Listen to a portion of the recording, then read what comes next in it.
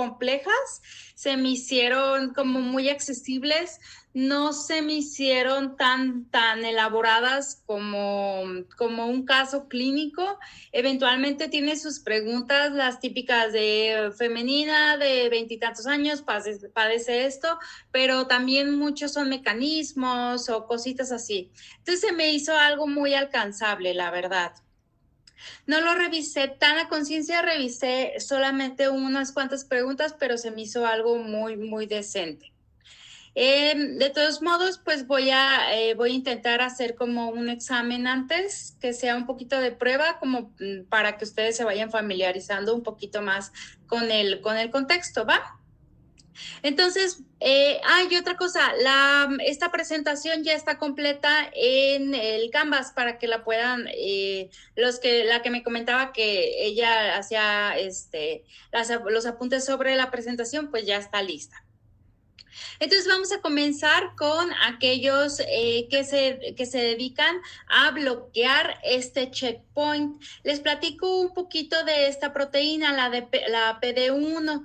Esta proteína se conoce que es, así como su nombre lo dice, es un checkpoint para la célula. Cuando la célula detecta que algo no está bien, esta proteína se activa y por ende van todo nuestro sistema inmune a atacar esa célula y así eliminan esa célula que esté teniendo el daño. La cuestión es que muchos cánceres utilizan este mecanismo para evaden este mecanismo, o sea, utilizan al receptor para que no sean destruidos y así se puedan reproducir. Entonces, los fármacos que tenemos para los fármacos que tenemos asociados a estos checkpoints es el nivolumab, que como su nombre lo dice, pues es un inhibidor del PD1 y que se va a utilizar para múltiples cánceres. Dentro de ellos, pues es el meloma, el carcinoma, el hepatocarcinoma celular. En un segundo, listo. Y como su mecanismo ya se los platiqué un poquito, el hecho de que tengamos al fármaco dentro de la célula va a ocasionar que no se una la célula con el PDL1 y de esta manera va a llegar, de esta manera el sistema inmune va a poder atacar a la célula cancerígena o a la célula tumoral que le está expresando. ¿Cuáles son sus efectos adversos? Pues vamos a presentar, puede haber presente fatiga, dolor musculoesquelético, puede haber situaciones de rash o prurito, infecciones urinarias, podemos también tener problemas gastrointestinales o hepáticos, enfermedades pulmonarias, oculares y, aunque en un raro caso, puede haber problemas cardíacos. También aumenta la actividad de las células T y puede causar estas reacciones inmunes que están asociadas a esta sobreestimulación del sistema inmune. ¿Cuáles son sus contraindicaciones? Que haya una enfermedad autoinmune previa o una enfermedad inflamatoria. Se dice que también no se debe dar en embarazo y que también no es recomendado en la lactancia. Y que las mujeres y hombres que tengan un potencial reproductivo deben de tener cuidado al menos en 5 meses después de su última dosis.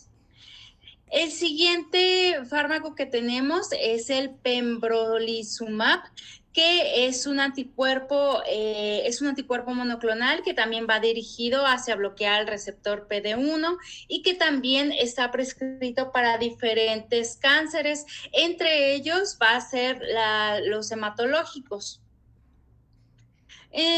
Dentro de los usos terapéuticos que ya se han documentado, pues es igual el melanoma, cáncer de pulmón, cáncer de riñón, el linfoma de No-Hodgkins, también cánceres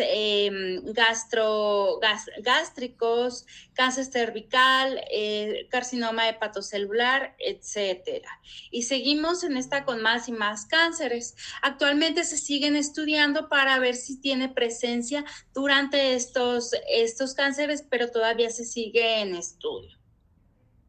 Su mecanismo de acción es el mismo, va a unirse al receptor PD1 y así la célula tumoral ya no va a escapar del sistema inmune y va a poder llegar a la citotoxicidad y por ende se va a destruir.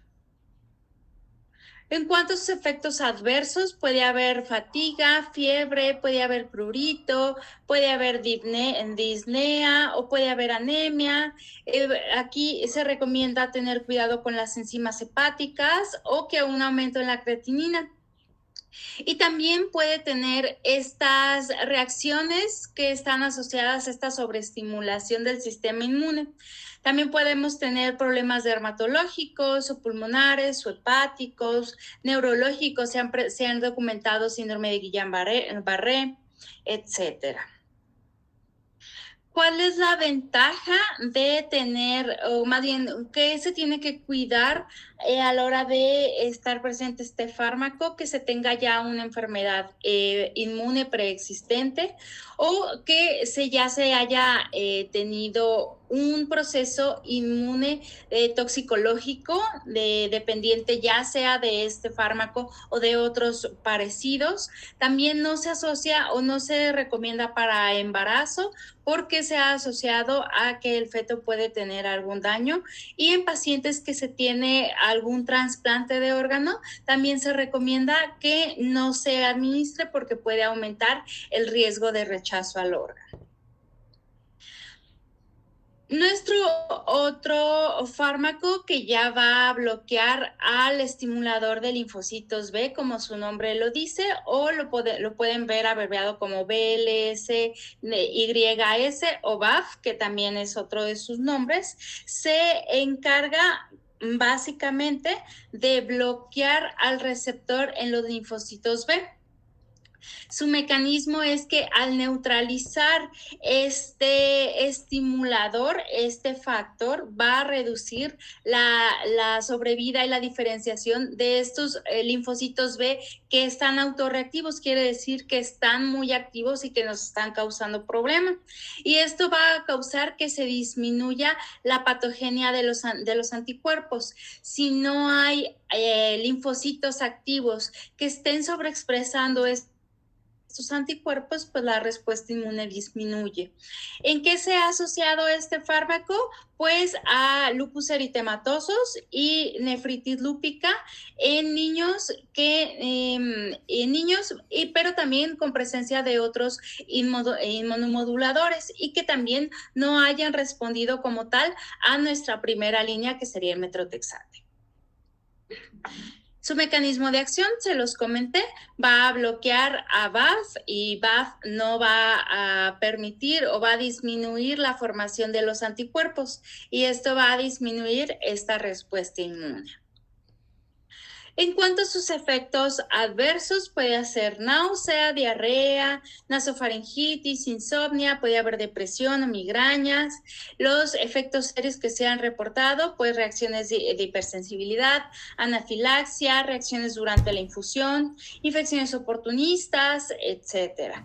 Entre otras contraindicaciones en pacientes que tienen ya la presencia de una infección crónica o que está activa, en personas que tienen ya presencia o historia de depresión o alguna historia suicida, porque puede aumentar los riesgos. Y en aquellas personas que han tenido contacto con vacunas vivas, y se sugiere que no se dé en un plazo de 30 días. Ya de aquí ya brincamos a temas un poquito más amigables, como son los AINES, los antihistamínicos y los leucotrienos.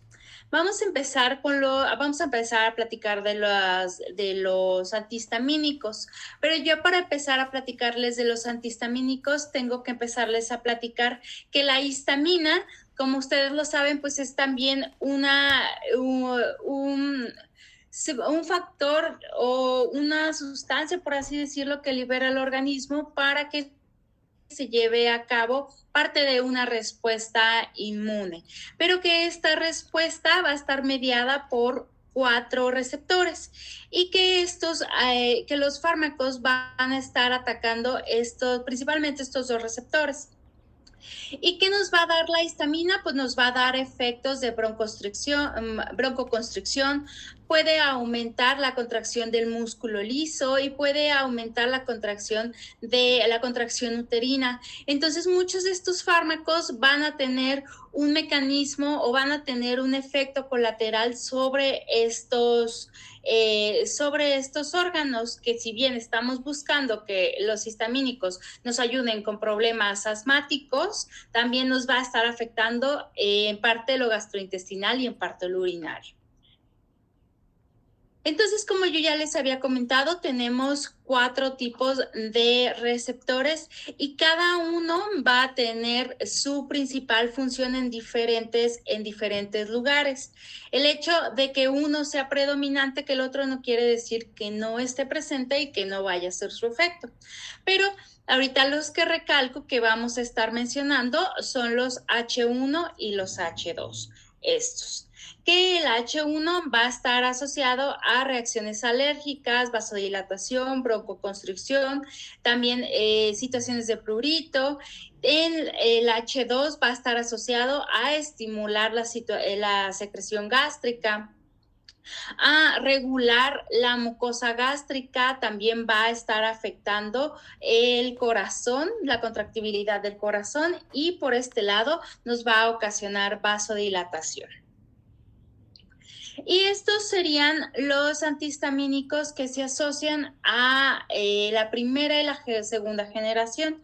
Lo que nos interesa de esto, pues básicamente es que la primera generación ya se encuentra un poquito más relegada por la sintomatología que tenía. Y ahorita los que se utilizan más son la segunda generación.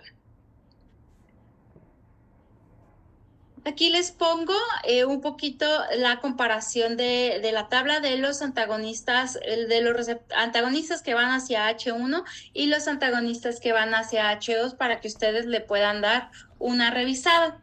Y vamos a empezar platicando con los de la primera generación. Se considera que son los antagonistas más viejos y de las características que los van a distinguir con la segunda generación, pues es que son lipofílicos y esto es importante, que cruzan barrera hematoencefálica y que esto puede causar sedación y mareos. Entonces, esto va a afectar la estabilidad o la reactividad de la persona.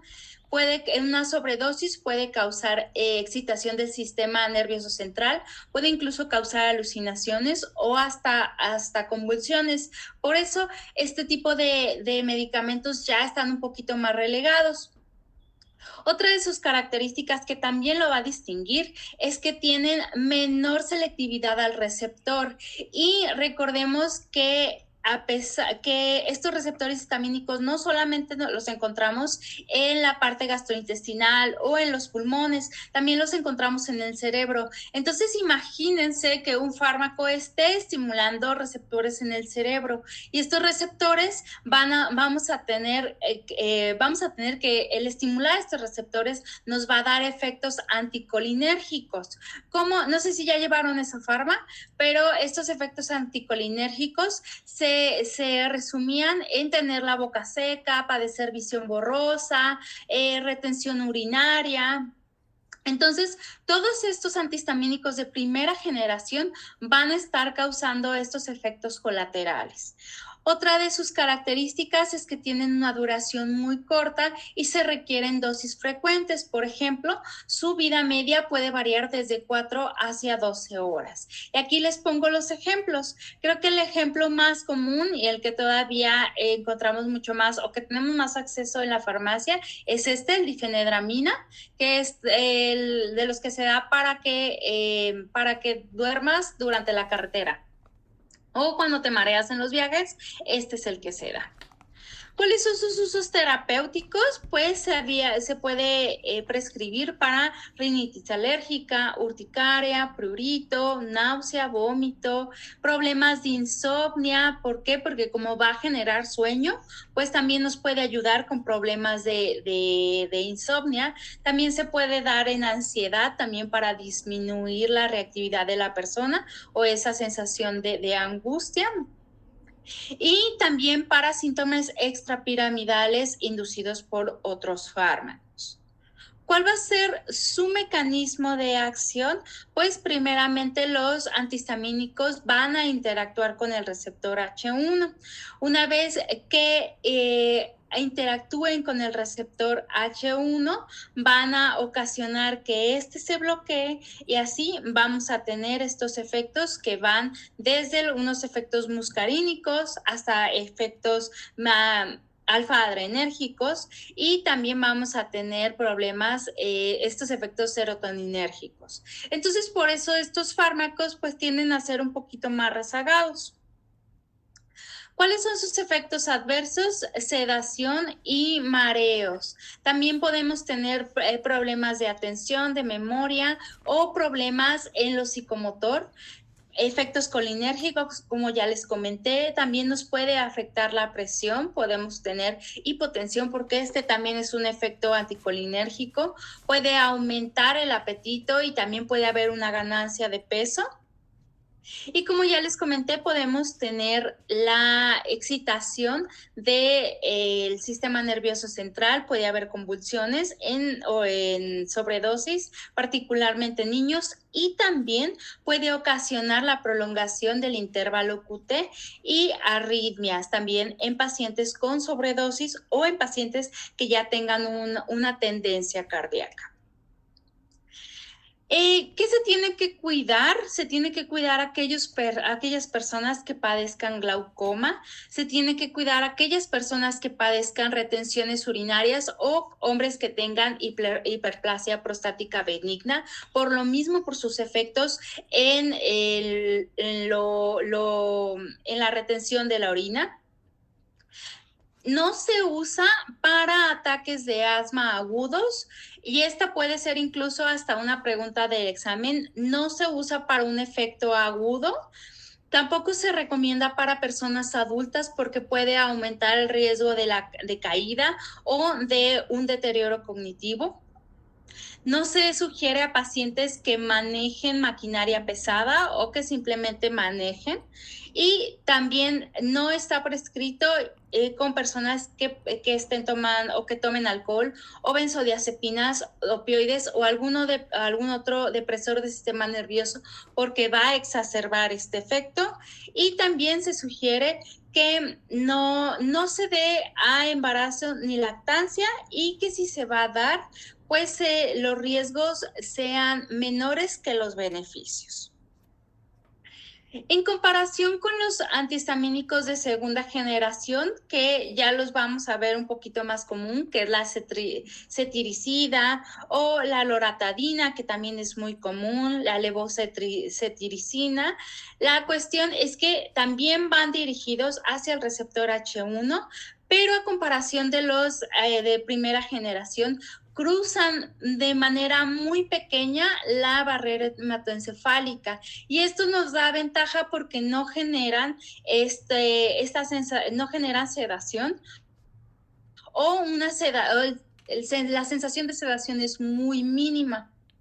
Otra de sus características y de sus beneficios es que se unen selectivamente a los receptores periféricos, no andan uniéndose a receptores como por ejemplo en el cerebro, y eso nos ayuda a que no se tengan estos efectos anticolinérgicos que les platiqué. Y también su duración es más larga y permite que su administración también sea más espaciada. Se manejan vidas medias desde 12 hasta 24 horas.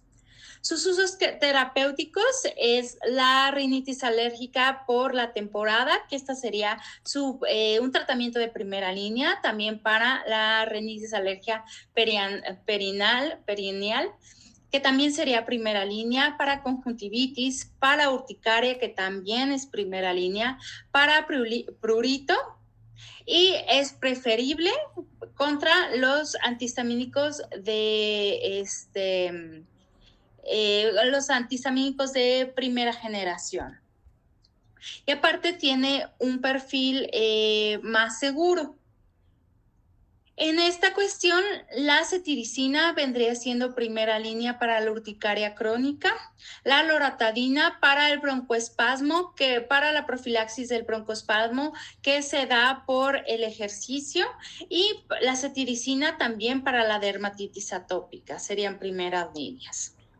Su mecanismo de acción, si bien el mecanismo no cambia, va a llegar hacia nuestros receptores H1, pero en este punto solamente va a llegar hacia un tejido periférico. Y en este tejido periférico, pues va a bloquear la respuesta y por ende nos va a ayudar a disminuir la respuesta de histamínica. ¿Cuáles son sus efectos adversos? Generalmente son muy bien tolerados, pero se ha visto que puede haber mareos, más comunes con cetiricina, puede haber dolores de cabeza, fatiga, boca seca y náusea. Raros, pues puede haber prurito y pueden haber reacciones cutáneas, pero realmente son muy pocas. Contraindicaciones, aquí se tiene que cuidar si se tiene algún daño renal, especialmente con la cetiricina y la levocetiricina. Aquí hay que ajustar la dosis. Si también se tiene un daño hepático, pacientes que tengan una hipersensibilidad a la medicación y que también que se esté presente en embarazo o lactancia, y obviamente los riesgos deben de ser menores que los beneficios. Y aquí les pongo la clasificación o la comparación de estos dos antihistamínicos. Y les pongo algunos ejemplos para que los ubiquen.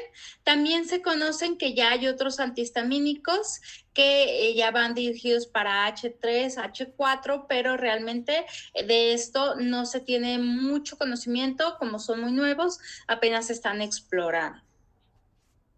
Los antihistamínicos que van dirigidos para H2 están utilizados más bien para reducir la secreción gástrica y van a estar utilizados más bien para aquellos problemas de úlcera gástrica o de reflujo, o que se tenga alguna gastritis o el síndrome Ellison o alguna dispepsia.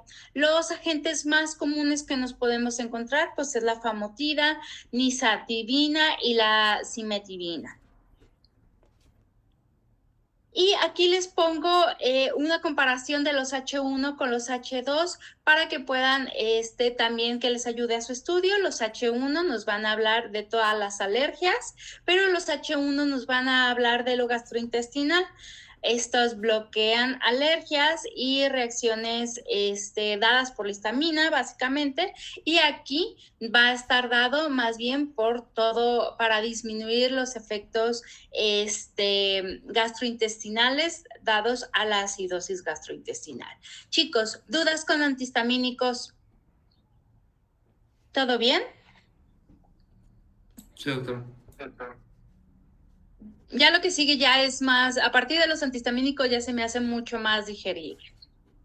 Vamos a seguir con los AINES. Yo creo que todos sabemos de los AINES, sabemos que son mediados a partir de la COX-1 y de la COX-2, pero que tanto la COX-1 como la COX-2 participan en la formación de prostaglandinas y que estas prostaglandinas favorecen o son precursoras de las prostaglandinas y los trombohexanos. Y esto es importante porque a partir de esto vamos a estar mediando estas reacciones. Nos va a ayudar con el dolor, nos va a ayudar con la fiebre, con la vasodilatación y en algunos momentos con problemas inflamatorios.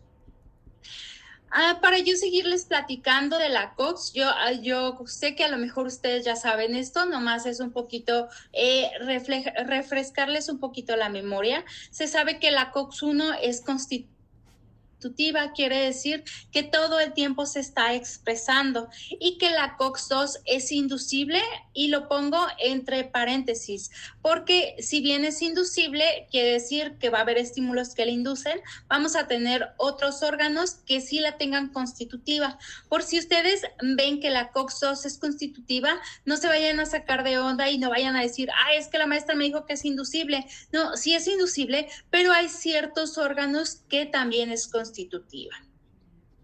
Entonces, la COX-1 se conoce más como un efecto citoprotector y la COX-2 se conoce más como un efecto inflamatorio. Entonces, se tiene que la COX-1 vamos a estarla expresando en el estómago, en las plaquetas, en los riñones y en el endotelio vascular, mientras que la COX-2, como es inducible, va a estar estimulando nuestros factores de inflamación.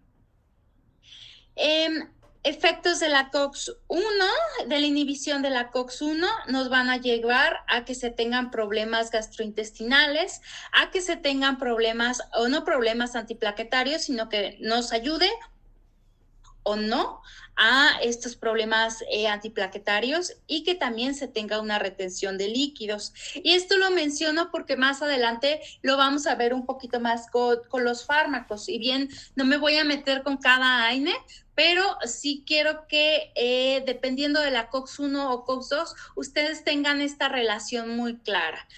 Entonces, si nosotros inhibimos la COX-2, va a aumentar el riesgo de un problema cardíaco, podemos tener problemas de tromboembólicos. Y aquí les pongo la comparativa de la COX-1 y COX-2 para que les ayude a estudiar y para que les sea más fácil localizar la información. Ya entrando un poquito más a los fármacos, todos sabemos que los AINES tienen efectos analgésicos, antiinflamatorios y antipiréticos, pero el hecho de que, más bien, esta descripción es general porque no todos tienen un efecto antipirético, no todos tienen un efecto antiinflamatorio. Esto va a variar dependiendo qué tanto se estimule los diferentes tipos de la COX-1 o la COX-2. Entonces, por ejemplo, les pongo esta tablita. Estos efectos analgésicos están dados para aquellos fármacos que estimulan la COX-1 y la COX-2. Pero, por ejemplo, estos efectos de agregación plaquetaria están dados para aquellos fármacos que tengan tendencia a la COX-1, pero no para aquellos que tengan COX-2.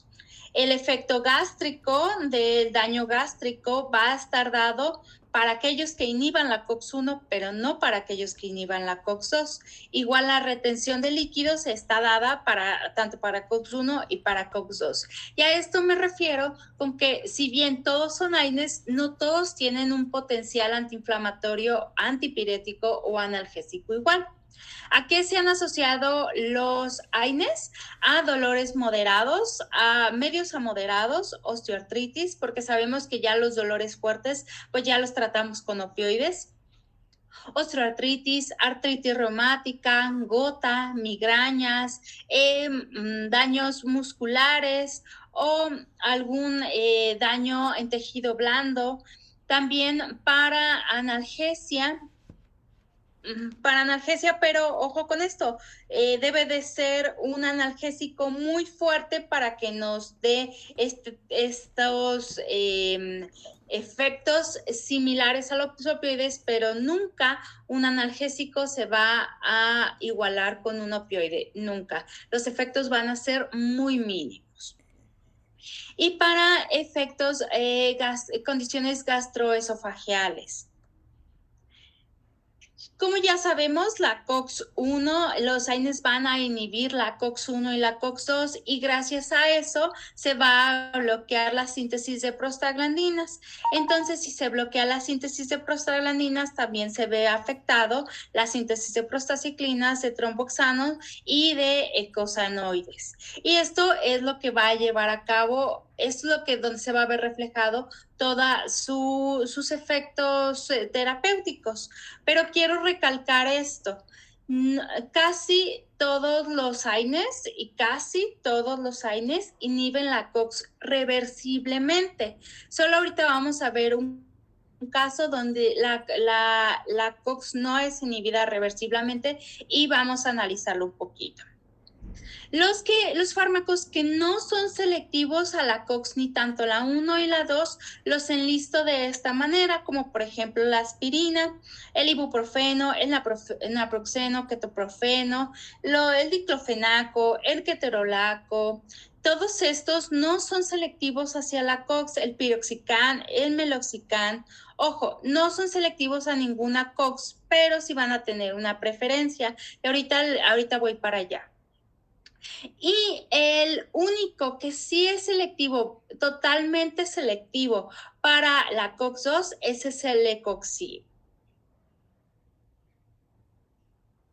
Como ya les comenté, no se tiene una selección como tal. No puedes dividir entre COX-1 y COX-2 cuando se trata de AINES, excepto que hablemos del Celecoxib, que ese sí va para COX-2. O estos COXIP, pero estos ya no se ven en México. Entonces, ahorita nomás el único COX-2 para México es el Lecoxib. Y aquí les pongo esta tablita donde mencionan hacia qué tendencia tiene cada uno. Por ejemplo, ketorolaco va a ser más selectivo a COX-1. Eso no quiere decir que no bloquee COX-2. Ojo, ketoprofeno igual, que no va a ser selectivo ni para ni uno ni otro, el ibuprofeno, que va a tener un poquito más de selectividad por COX-2, el sulindaco o el diclofenaco, el meloxicam, y sus efectos gastrointestinales van a aumentar conforme la selección, si va más hacia COX-1 o hacia COX-2. COX-1 aumenta más los efectos gastrointestinales, COX-2 aumenta más los efectos cardiovasculares. Y esta tablita que también está en el libro de Goodman y Gilman me gustó porque no nomás nos habla de cómo están categorizados los AINES, sino también qué tan selectivos son según COX-1 y COX-2 y su tiempo de vida media, que también es importante a la hora de prescribirlos. Ahora les pregunto, ¿alguien me puede decir el efecto terapéutico que tiene la aspirina? Los escucho. Es un inhibidor irreversible de COX, ¿no? Irreversible. Ajá, sí. Pero Y va a causar... Pero ¿cuál terapéuticamente? ¿Para qué está prescrito? A muchas veces se usa para como anticoagulante, ¿no? Exacto. Aparte de ser un AINE, sí es un AINE que no es un AINE muy potente, por así decirlo. No nos va a ayudar para dolores muy agudos o muy crónicos. Tiene ese efecto, que es un antiagregante plaquetario. Y yo siento, bueno, más bien no siento, este es el único fármaco en el que yo podría decir que es el único que bloquea la COX definitivamente. ¿Por qué? Porque va a unirse a los trombohexanos de las plaquetas. Entonces, las plaquetas, como no es una célula que se está en constante crecimiento, por eso tiene este efecto antiplaquetario, porque bloquea los tromboxanos en las plaquetas. Entonces la plaqueta durante toda su vida va a tener esos tromboxanos inhibidos. ¿Cuánto vive una plaqueta?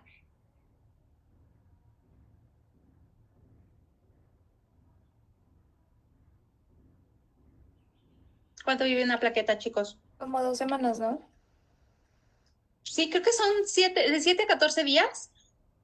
Entonces, de 7 a 14 días, esta plaqueta va a tener inhibida los tromboxanos y por eso va a tener la aspirina esta acción antiplaquetaria. Y ese sería el único caso que yo podría decir que lo inhibe irreversiblemente. De ahí en adelante, en cuanto pasa el efecto, cuando se elimina ya el AINE, la COX vuelve a hacer su efecto. ¿Entendimos este concepto? ¿Sí? ¿Sí? Sí, doctora. Ok. ¿Y por qué les hago hincapié en esto? Porque yo recuerdo que una pregunta del examen, hace 2 años que me tocó ver el examen, era esta, que era algo relacionado, pero la respuesta era que era algo así que qué tanto tiempo el paciente tenía la inhibición o tenía este efecto antiplaquetario, algo así. Pero la respuesta era esta, pues que los tromboxanos van a estar inhibidos totalmente en el glóbulo rojo. Entonces, en la plaqueta. Entonces, lo que vive la plaqueta es el tiempo en que la persona va a tener esta inhibición plaquetaria.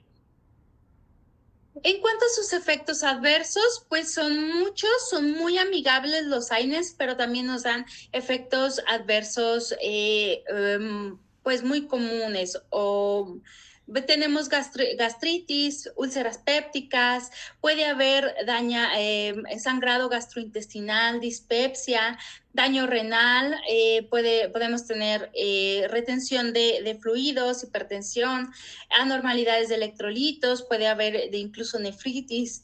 Hepáticamente, pues sabemos que nos pueden elevar las enzimas hepáticas o podemos tener efectos de hepatitis, pero es muy raro, o daño hepático, pero también es muy raro. Efectos cardiovasculares, pues igual si la persona tiene tendencia ha pasado por un problema cardíaco, pues sí favorece que tengamos esta inhibición plaquetaria, pero si no, pues nos puede llevar a problemas cardíacos o problemas tromboembólicos o que se exacerbe el fallo cardíaco o puede haber edema. Hematológicos, pues hay más riesgo de sangrados o disfunción plaquetaria. Y en cuestiones de hipersensibilidad se ha visto urticaria, broncoespasmo o reacciones anafilácticas.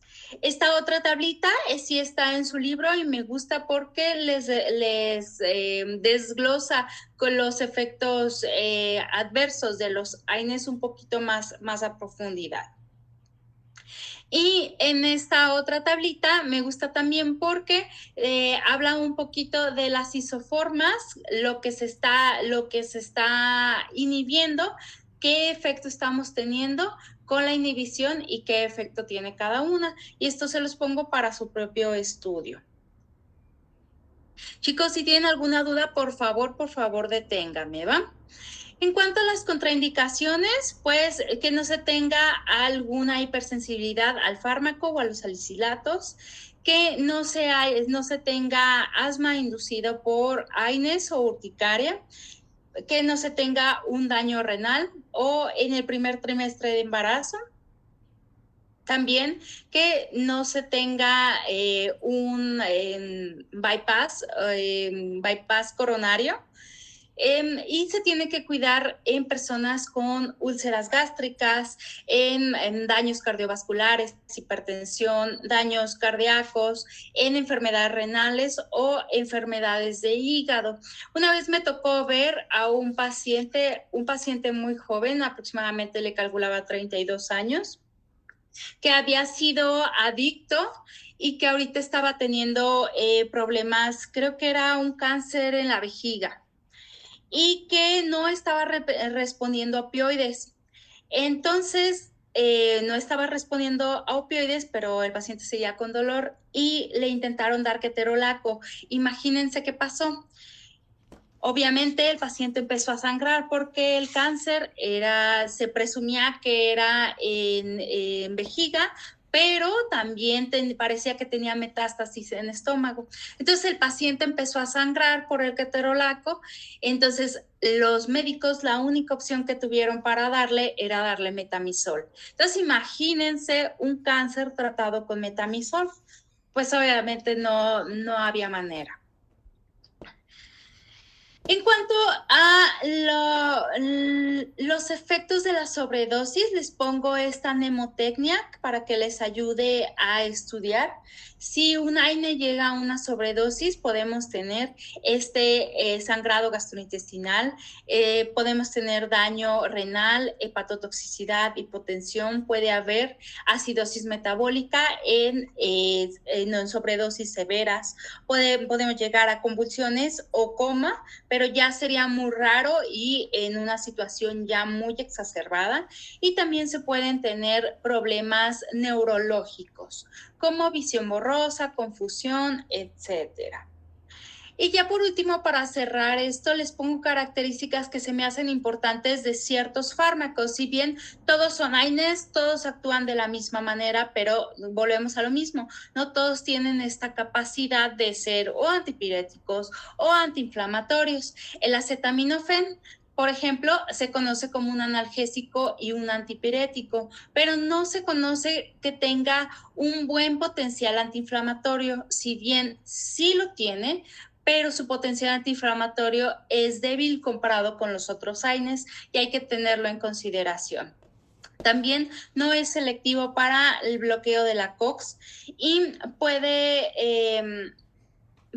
tener reacciones de sobredosis que van a estar dadas por daños hepáticos, una hepatotoxicidad arriba de las dosis de la dosis máxima diaria, y por un uso prolongado de acetaminofén podemos ya ver presente esta hepatotoxicidad. Tiene interacciones con la warfarina y con el alcohol, y ojo, la warfarina tiene interacciones con todo, para que se lo sepan. Y este es el único AINE que se puede prescribir durante el embarazo y durante la lactancia. Por eso se los pongo aquí. En cuanto al diclofenaco, está asociado a daño crónico y daño agudo, pero en situaciones preferentemente inflamatorias.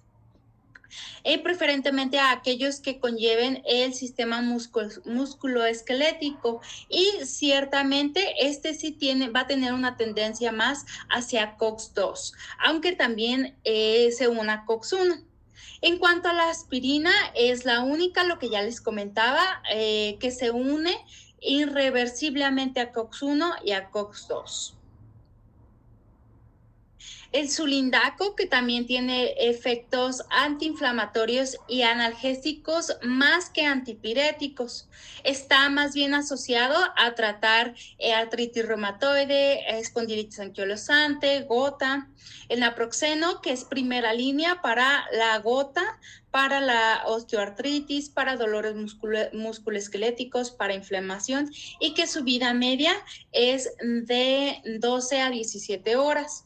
Y el meloxicam, que también está asociado a darse en pacientes con osteoartritis, artritis reumatoide.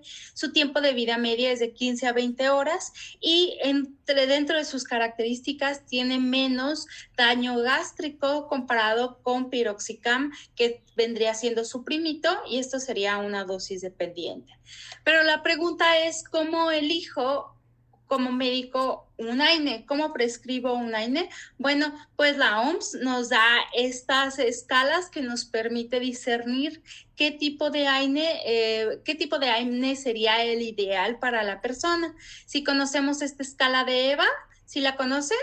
Que rankea el dolor del 1 al 10, siendo el 1 el más leve y el 10 ya un dolor muy fuerte.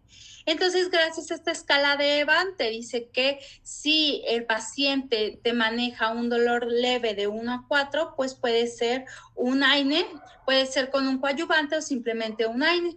Pero si ya el dolor va creciendo de 5 a 6, que ya es un dolor moderado, puede ser desde un AINE más un coadyuvante, y ya puedes empezar a pensar en un opioide débil como el tramadol. Pero si ya el dolor ya empieza a ser un poquito más severo, ya te pide que sea un opioide fuerte, un AINE, y puede o no un coadyuvante. Un opioide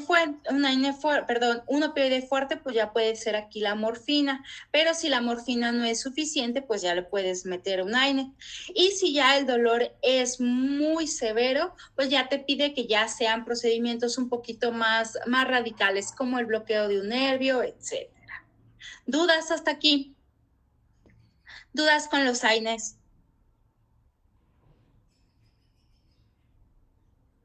No, doctora. No. Ok. Si todo claro, entonces brinquemos a los antileucotrienos, que ya estaríamos casi en la penúltima parte de nuestra presentación. Para yo platicarles de los antileucotrienos, les tengo que decir que vamos a hablar de los inhibidores de la 5-lipoxigenasa o los antagonistas del receptor cis-LT1. Entonces, ¿cuál sería el efecto de los leucotrienos? Los leucotrienos van a tender a mediar la respuesta inflamatoria. Estos los vamos a encontrar principalmente sintetizados en los leucocitos y van a estar mediando igual estas reacciones alérgicas e inflamatorias que van a estar dadas a partir de la activación de la vía de la lipoxigenasa 5.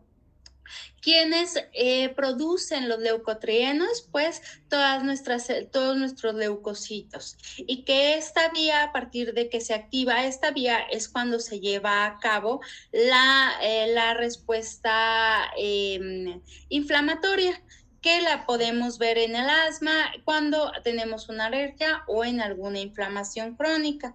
De la activación de la vía de los leucotrienos se desencadenan 4 isoformas y que en estas 4 isoformas la que nos va a interesar serían a partir de la L4, la LTC4, LT2 y LTDE4, porque son donde tenemos a nuestros receptores y que cada una va a mediar cierta respuesta importante.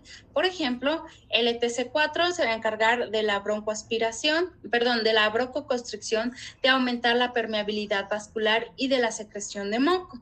Entonces, imagínense que van a estar haciendo nuestros fármacos.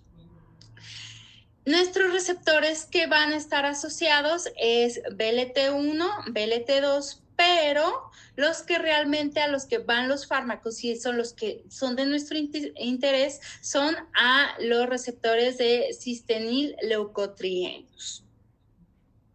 Y empezamos con el inhibidor, como lo dice Sileutón. Como lo dice el nombre, es un inhibidor de la 5-lipoxigenasa y desde aquí nos está diciendo que nos va a inhibir la vía y que por ende no se va a llevar esta respuesta inmune a cabo. ¿Para qué está asociada?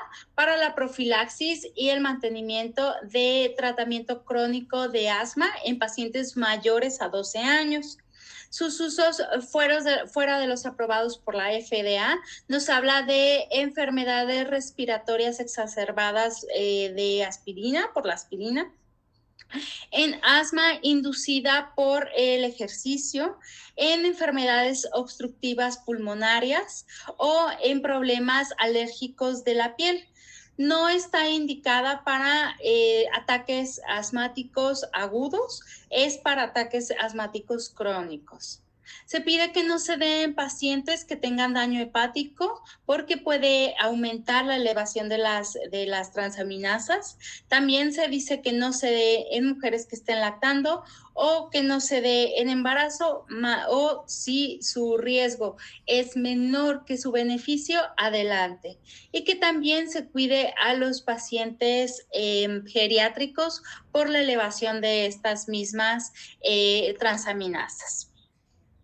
En cuanto a sus efectos adversos, podemos tener dolor de cabeza, dispepsia, náusea, diarrea, puede haber aumento de infecciones en el tracto respiratorio, mialgias, En cuanto a los serios, hepatotoxicidad, podemos tener problemas neuropsiquiátricos como problemas de insomnio y puede haber leucopenia, pero es un efecto muy raro.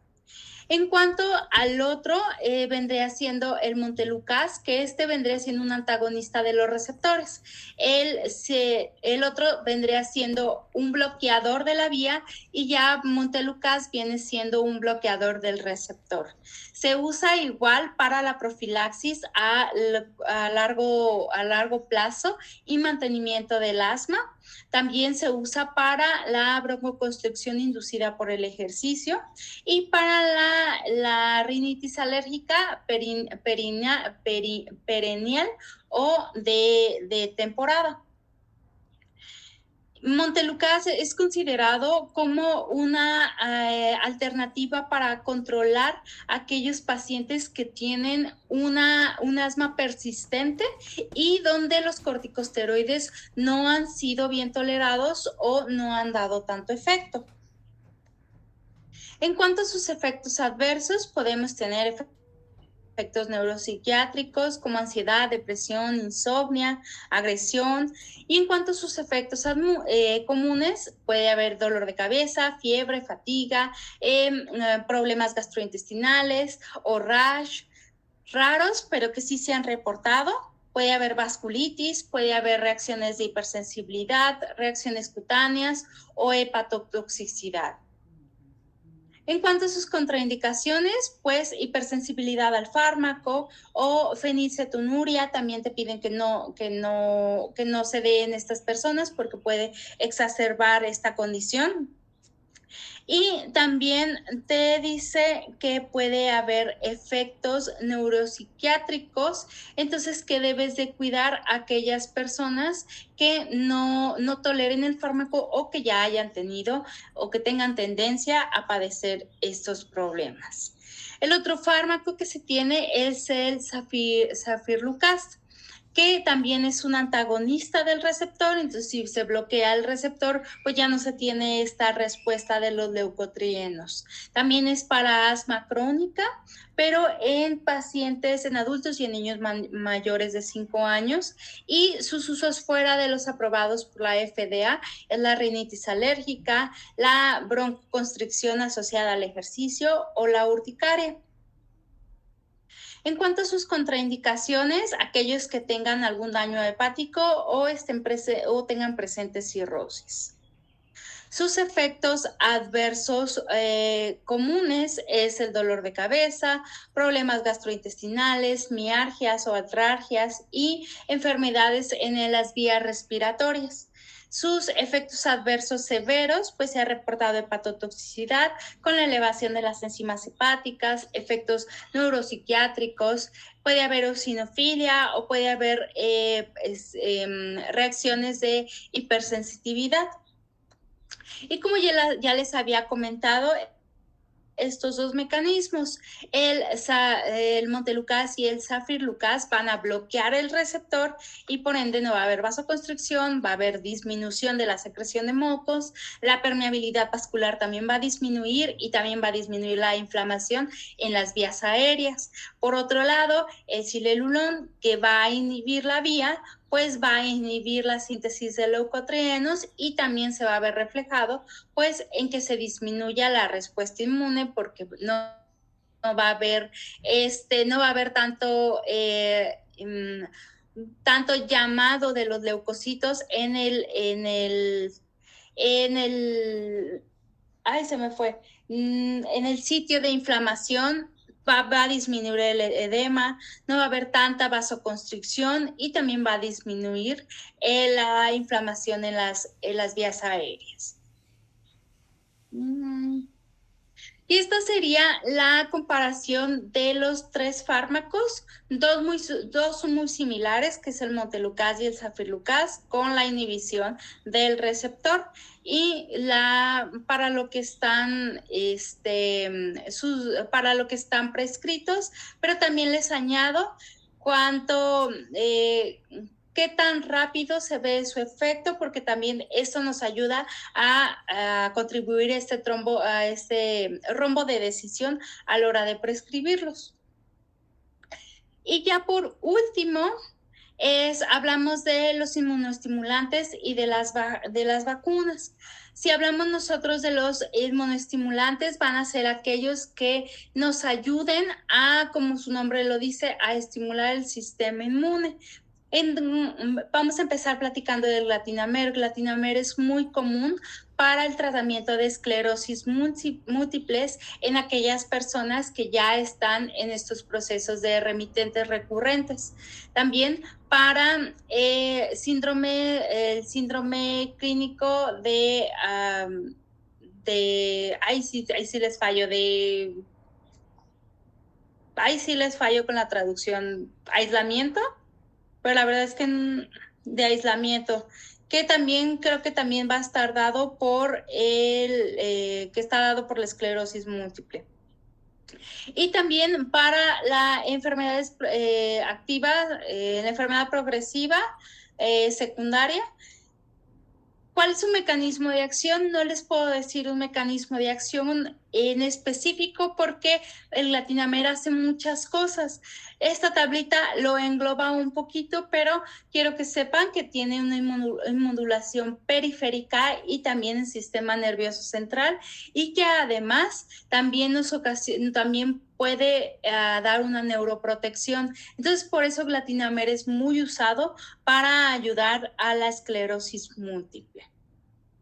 En cuanto a sus contraindicaciones, es categoría B de la FDA. Esto nos da luz verde para las embarazadas. También está autorizado para la lactancia, pero también debemos de tener cuidado con las dosis. No está aprobado para pacientes menores de 18 años, y en cuanto a sus efectos adversos, podemos tener reacciones en el sitio de la inyección. También puede haber fiebre, escalofríos, lipoatrofia, que es en el 1%, pero sí se ha presentado. El otro fármaco que tenemos es el pegamidasa, y el pegamidasa se utiliza para tratar esta sintomatología de la deficiencia de adenosín deaminasa severa. Esta enfermedad, hagan de cuenta que los pacientes no tienen esta enzima, y esta enzima es la que se encarga, por así decirlo, de tirar toda la basura del DNA. Entonces, al no tener esta enzima, la toxicidad dada por la producción del DNA, toda la basura que genera la producción del DNA, se empieza a acumular en la célula. Entonces, la célula, pues obviamente cae en citotoxicidad. Entonces, lo que hace este fármaco es reemplazar a esta enzima, y por ende ya se puede desechar los productos tóxicos. Y eso sería básicamente su mecanismo de acción. Este fármaco pues sí es muy específico para la patología, no está dada para otras. En cuanto a sus efectos adversos, podemos tener dificultad para respirar, sangrados, convulsiones, confusión, fiebres. Podemos tener dolor o problemas en las glándulas, diarrea. Se pueden teñir las heces de negro, problemas en la respiración, problemas en el balance. Pero los más comunes, pues puede haber vómito y sensación de enfermedad. Otro que es su primito, que también es la pegamidasa, pero esta es la versión bovina. También está dada para la patología, la deficiencia de la adenosineaminasa, y pero esta es un poquito más específica. Se pide que se dé en aquellos pacientes donde ya no es candidato para un trasplante de células hematopoyéticas, donde también se ha fallado para un trasplante de médula ósea, donde se requiere ya una terapia a largo tiempo del reemplazo de esta enzima para que se restituya la función inmune, y también lo que nos va a ayudar a reducir la acumulación de purina, de los metabolitos de purina tóxicos, mejorar la función inmune y disminuir la frecuencia de infecciones oportunistas. Igual su mecanismo es el mismo, va a tener estos efectos como si fuera la enzima, entonces por ende el cuerpo la va a aprovechar y va a ayudar a la destrucción de estos metabolitos de purina tóxicos. En cuanto a sus efectos adversos, puede ser dolor en el sitio de la inyección, dolor de cabeza, menos comunes, puede haber eritema, urticaria, puede haber trombocitopenia, y existe o se han reportado casos donde se desarrollen anticuerpos anti-ADA y esto afecta la eficiencia del fármaco. En cuanto a sus contraindicaciones, no hay una como tal, pero sí se pide que se cuide a estos pacientes con trombocitopenia y a las embarazadas también. Nuestro siguiente fármaco es el Perixaflor, que como su nombre lo dice aquí, va a ayudar a movilizar las células hematopoyéticas. ¿En qué punto necesitamos que se movilicen las células hematopoyéticas? Pues cuando ya se tiene alguna deficiencia de ellas, como en algún cáncer, o para un trasplante, por así decirlo. Se sugiere que se utilice este tipo de fármacos que nos ayuda a movilizar a estas células. Como lo dice su nombre, va a actuar selectivamente sobre este receptor CXCR4, lo va a antagonizar y esto va a ocasionar que células hematopoyéticas vayan hacia vías periféricas para su colección por aféresis. En cuanto a sus contraindicaciones, es un fármaco poco común y no se tiene mucha información sobre eso, pero sí se ha asociado a teratogénesis en animales. En cuanto a sus efectos adversos, puede haber dolor o reacciones en el sitio de la inyección, náusea, vómito, fatiga, puede haber dolor en los huesos.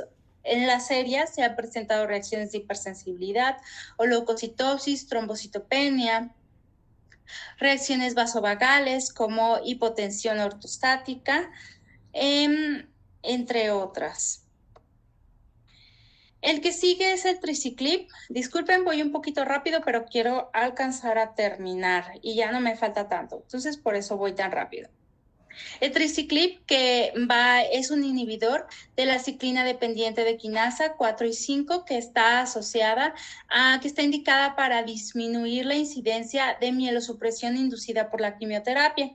Hay que aclarar que no es un medicamento anticáncer como tal y que se da antes de la quimioterapia. ¿Por qué?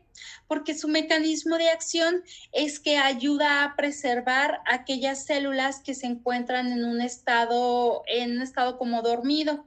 Entonces, cuando llega la quimioterapia y barre con todas las células, el Triciclib tiene estas células dormidas y pasando la quimioterapia logra que estas células salgan a circulación sin que sean dañadas por la quimioterapia. Ese sería básicamente su mecanismo de acción, proteger o mantener proteger a las células para que a la hora de que llegue la quimioterapia no barra con ellas porque están en un estado quiescente. En cuanto a sus efectos adversos, puede haber fatiga, dolor de cabeza, hipocalemia, o hipocalcemia, hipofosfatemia, puede haber elevaciones de transaminasas. En cuanto a los serios, podemos tener neumonitis o reacciones alérgicas y podemos tener reacciones que van desde moderadas a básicamente mínimas a moderadas en cuanto a reacciones alérgicas. En cuanto a contraindicaciones, no se tiene una contraindicación absoluta para este fármaco, pero se pide que se tenga cuidado si hay una reacción de hipersensibilidad. Y aquí les dejo la comparación de la tablita de comparación para que ustedes la puedan revisar y estudiar. Ya por último, vamos a platicar de la inmunización. Yo sé que ya han tenido contacto con la información de las vacunas, entonces me voy un poquito rápido y un poquito más hacia ser un poquito más objetiva.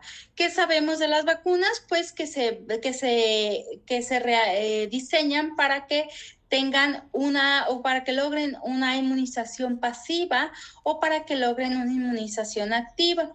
En esta inmunización pasiva, la cuestión es que no se genera una memoria inmunológica.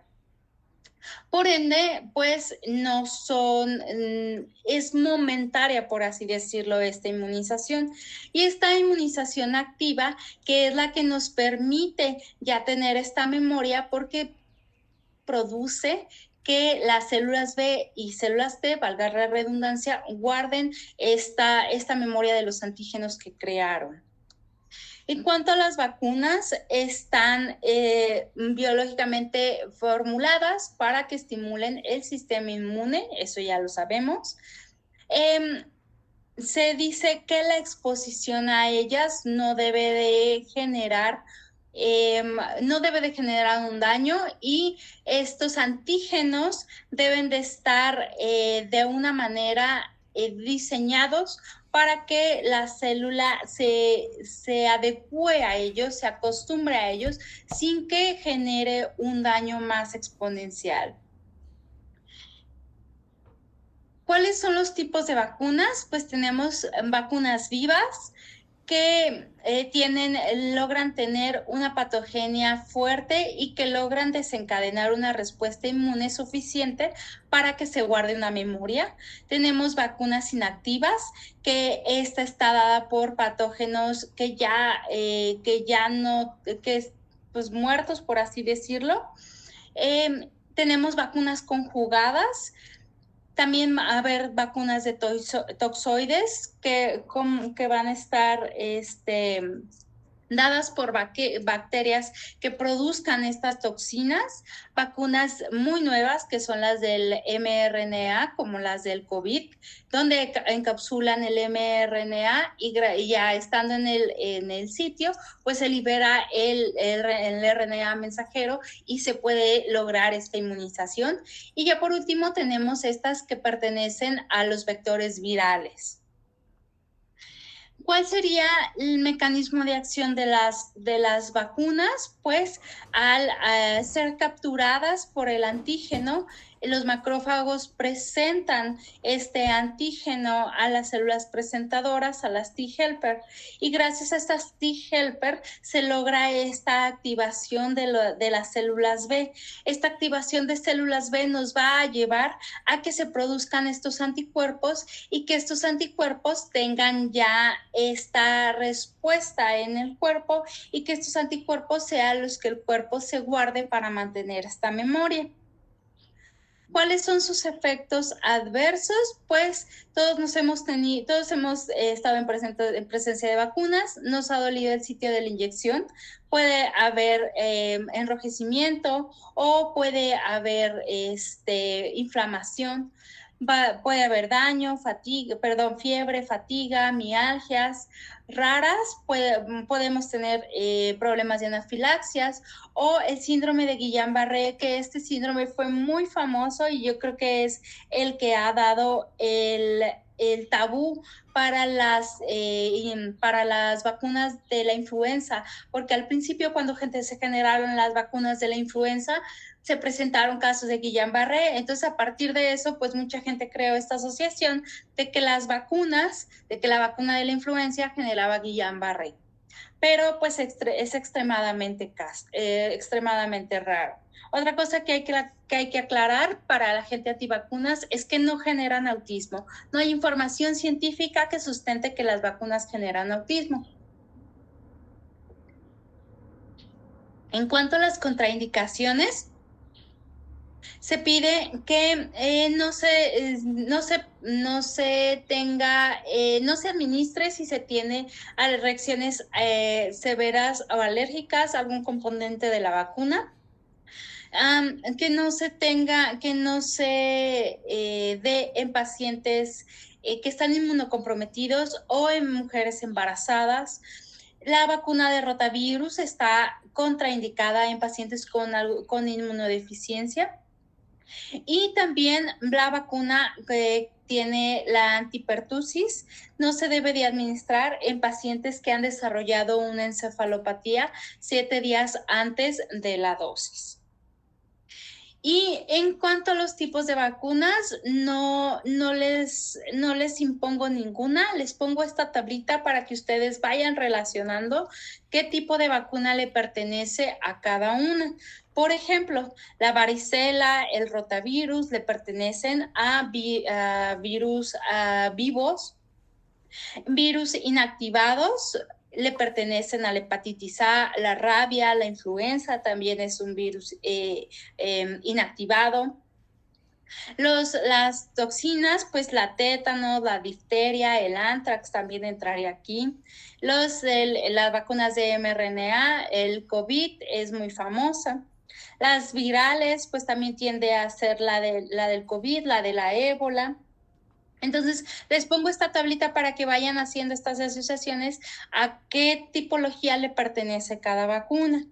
Y ya por último, les dejo el esquema de vacunación de México por si se los llegara, porque yo sé que en el examen, si les preguntan de vacunas, no he visto el examen, hago la aclaración, no he visto el examen en función de la vacunación, pero si les llegaran a preguntar, les van a llegar a preguntar por la hexavalente o la tetravalente y eso. Entonces quiero que lo tengan bien presente, qué le pertenece a cada una y en la hexavalente qué contiene y cómo está compuesta. Chicos, esto es todo mi módulo 1 y dense un aplauso porque todos resistimos a él. Voy a dejar de compartir.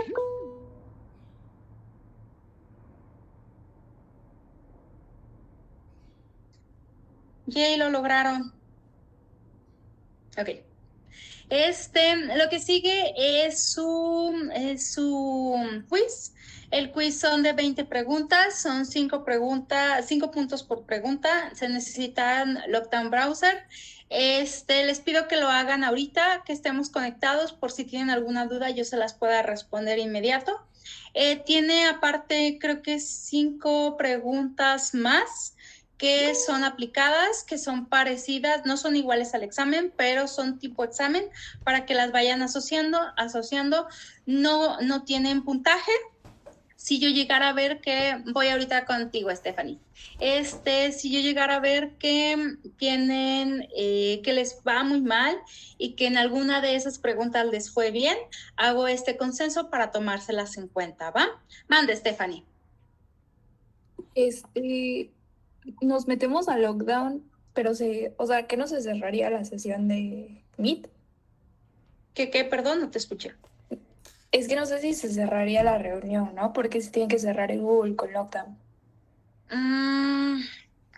Fíjate que no sé porque cuando hicimos el examen nacional,